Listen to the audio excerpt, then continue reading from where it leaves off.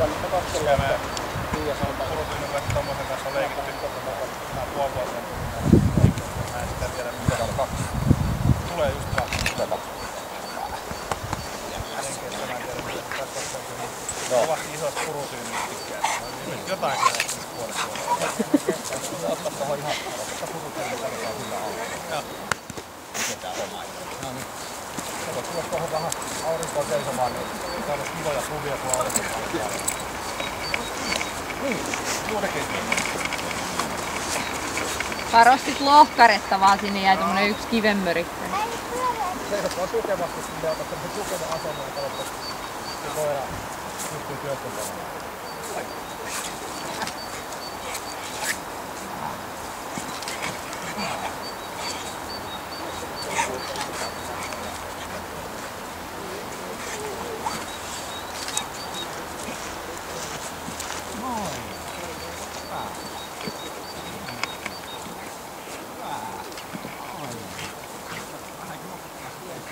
Siihen aina poika, hyvä!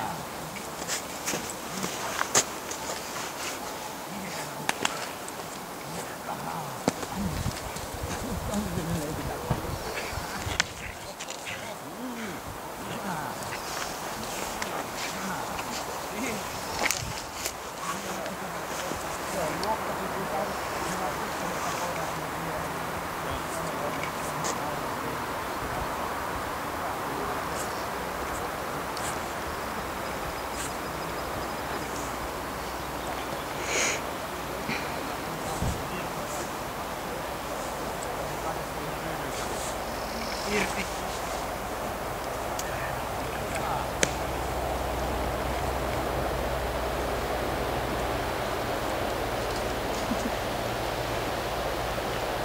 Häntä koska joku pilkiä tuolla.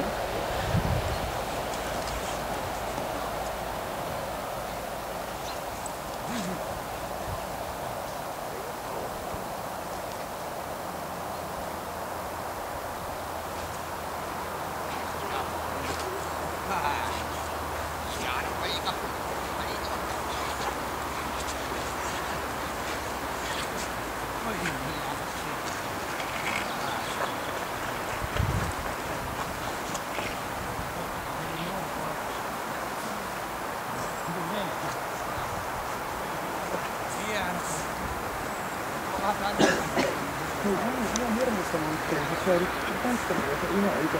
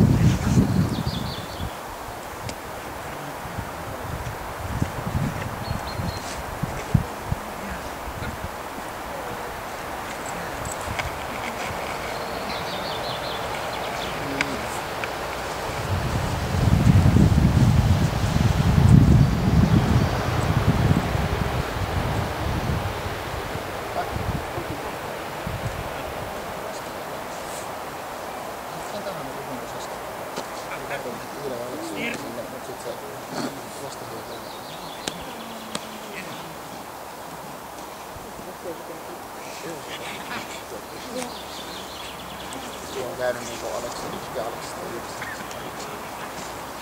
Kyllä se on kiva niin.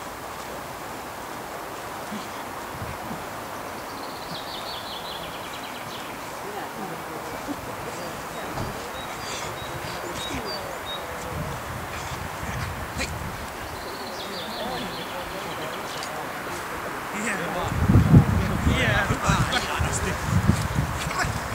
Ja tuo tyyli tulle. Sieltä varmasti saa, mutta se,